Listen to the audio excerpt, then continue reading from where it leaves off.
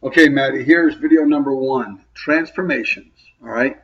We're going to do this a little bit differently than you've done it in the past, so just bear with me. All right, I have 4 examples here.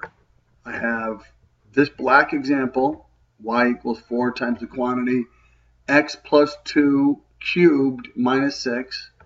I have this blue example, y equals negative 1/2 x minus 7 to the 5th minus 2. The red and the green, okay?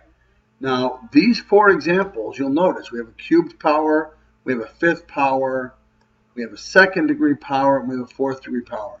The power itself means nothing, okay?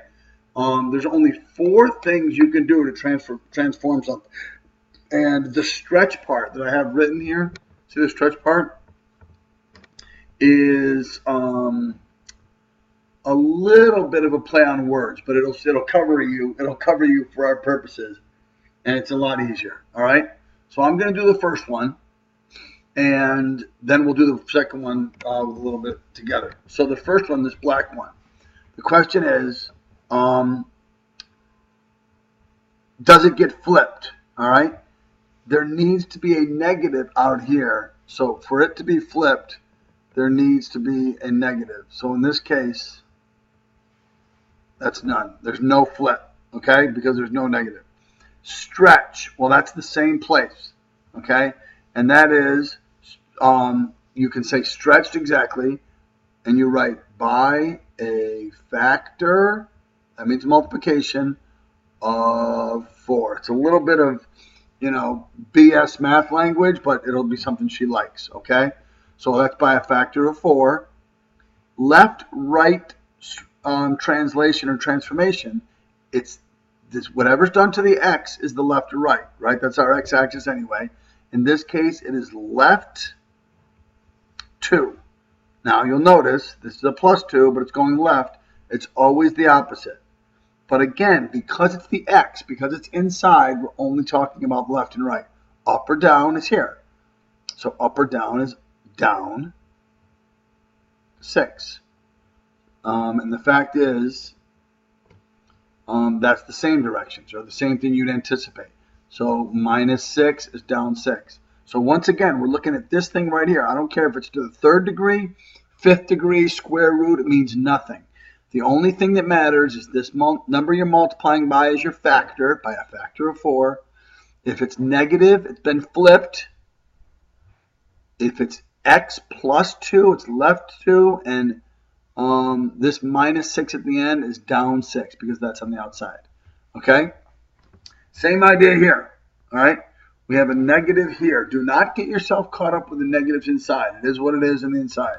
So right now, this is flipped over. This is always going to be your answer over the x. Okay? In fact, over the x-axis to be exact. So negative right here means it's flipped over the x-axis. Your stretching is the same answer by a factor of 1/2, right? Does that make sense? Don't overthink it. Even if you don't know what you're saying, all you have to do is remember by a factor of 1/2. Excuse my writing. I'm new with this, and I'm usually much, much neater. All right? This is a little sloppy, but that's okay. Left or right. So look at this. Left or right. I'm in here. X minus 7. I remember over here it was the opposite. It was left 2. This is going to be right 7.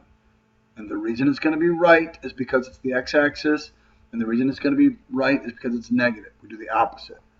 And then lastly, the minus 2 is down 2. Right 7. And this is down 2. Okay? This is so messy. I'm usually so much neater than this.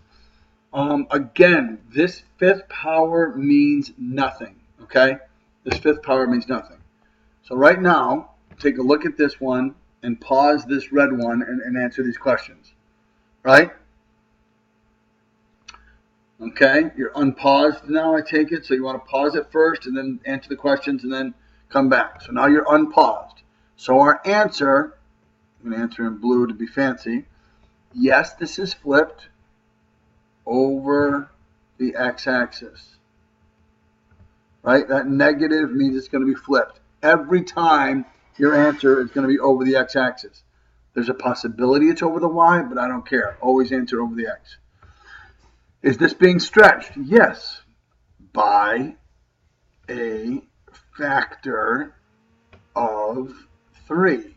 Do not say -3 because the negative is taken care of there. And also, you're going to have to put the stretched by a factor. So she's not going to give you flip, stretched, left, right.